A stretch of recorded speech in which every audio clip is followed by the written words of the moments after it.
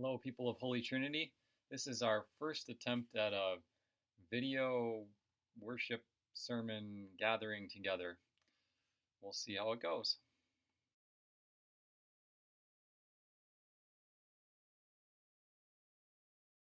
We are people created, chosen by God, and we're washed ever gently in mercy and love. Sin has power no more. Jesus opened the door to a fountain, bringing healing and wholeness and more. We are fed and we're nourished, filled and refreshed, and our hunger returns, and again we are blessed. For whatever the need, God is greater indeed, endless ocean, always deeper than all of our needs. We are nourished by water, all living things, and by life that the Spirit abundantly brings. As we journey toward home, may your presence be known. Precious river ever flowing, now carry us home. Now with praise and thanksgiving we join the song. All are welcome, we gather to sing loud and strong. Not enslaved but set free, from now on all will be one in Jesus, one in water, baptized and set free.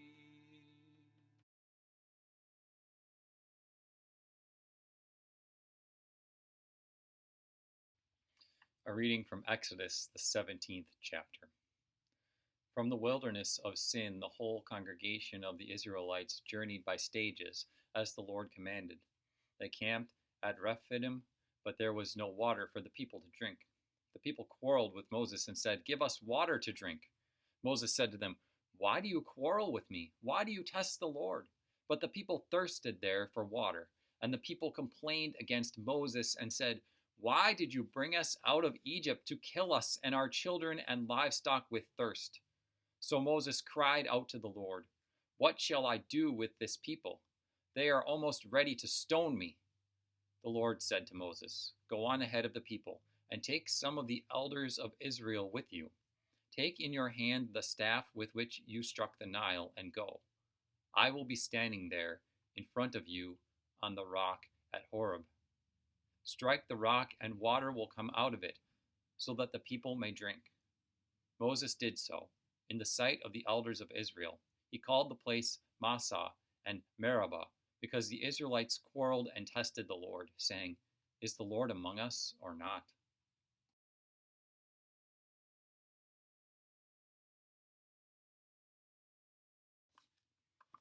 Psalm 95. Come, let us sing to the Lord. Let us shout for joy to the rock of our salvation. Let us come before God's presence with thanksgiving and raise a loud shout to the Lord with psalms. For you, Lord, are a great God and a great ruler above all gods. In your hand are the caverns of the earth. The heights of the hills are also yours. The sea is yours, for you made it, and your hands have molded the dry land. Come, let us worship and bow down. Let us kneel before the Lord our Maker. For the Lord is our God, and we are the people of God's pasture and the sheep of God's hand. Oh, that today you would hear God's voice. Harden not your hearts as at Meribah, as on that day at Massah in the desert. There your ancestors tested me. They put me to the test, though they had seen my works. 40 years I loathed that generation, saying, "The heart of this people goes astray. They do not know my ways." Indeed, I swore in my anger, "They shall never come to my rest."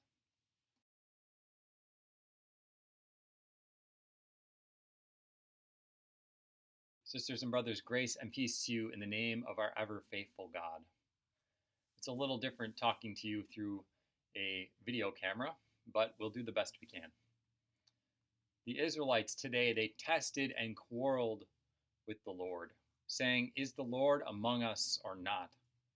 Professor Ralph Smith says in a sermon on this Exodus text, from escaping plagues in Egypt to being set free from slavery, to following a pillar of fire, to crossing a parted sea, to seeing Pharaoh's army destroyed, to finding manna and quail in the wilderness, this Hebrew people had witnessed again and again the saving power of their God.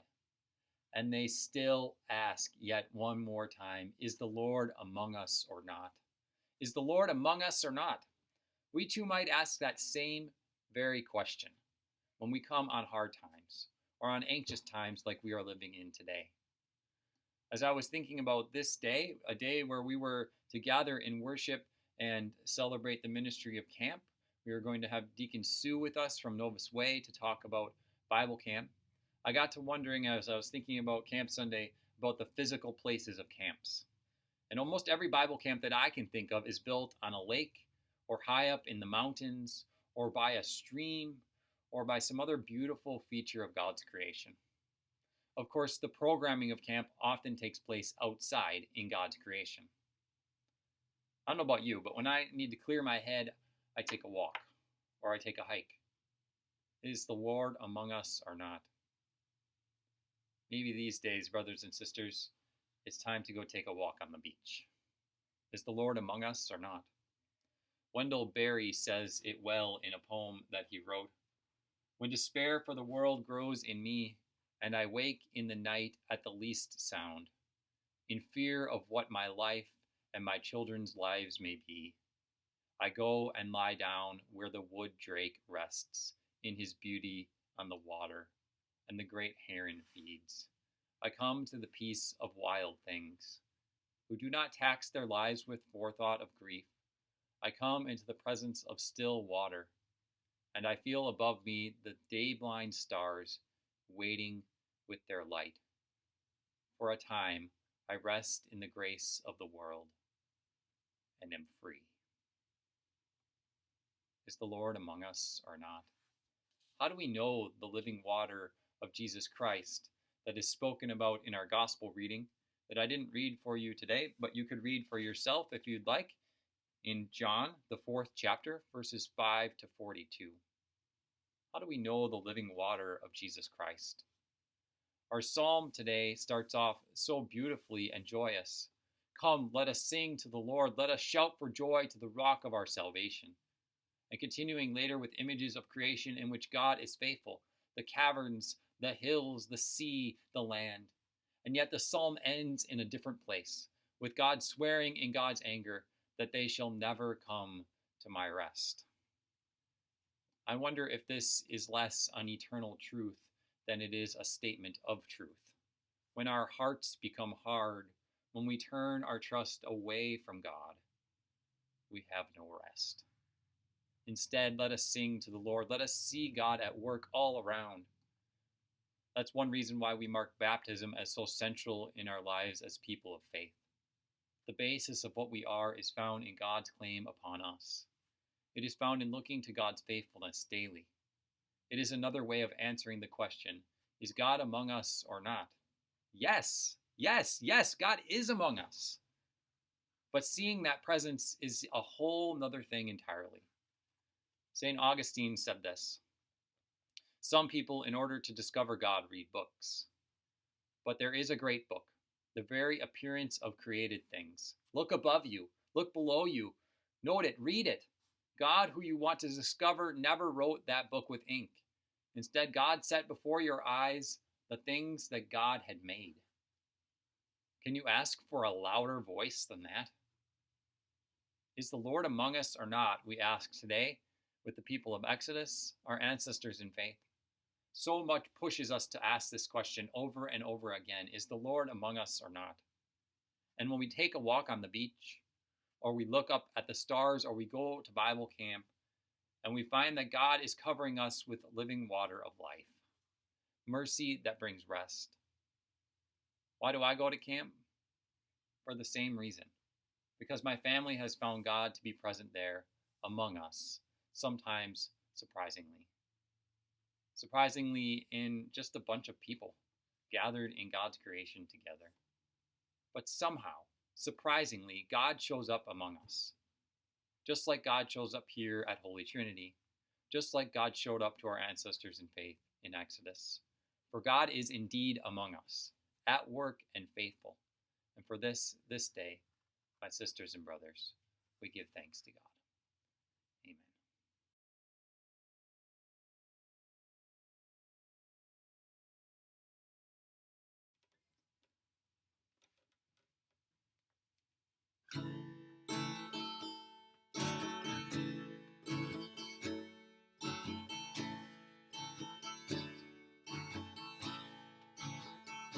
This is holy time. We're gathered together to worship you. Love one another, and as we pray, and as we sing, and as we dance, and as we dream, oh Lord, I beg of you, just this one thing. Won't you dance with me throughout the heavens and below the seas, up on the mountain tops, full with the breeze? Come carry me, oh Lord, won't you dance with me? This is holy time. We're gathered together to worship you. Love one another, and as we pray, and as we sing, and as we dance, and as we dream, oh Lord, I beg of you, just this one thing. Won't you dance with me throughout the heavens and below the seas, up on the mountain tops, roll with the breeze? Come carry me, oh Lord, won't you dance with me?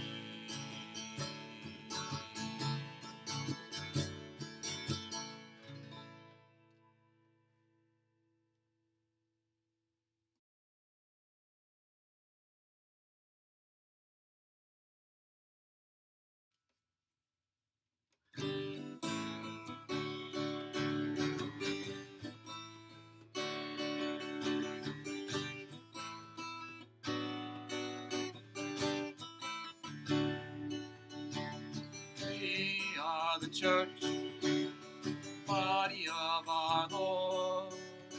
We are all God's children, and we have been restored. The church is not a building where people go to pray. It's not made out of sticks and stones, and it's not made out of clay. We are the church, the body of our Lord.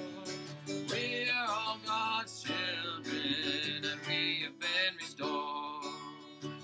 You can go to worship, but you cannot go to church. You can't find a building that's alive, no matter where you serve.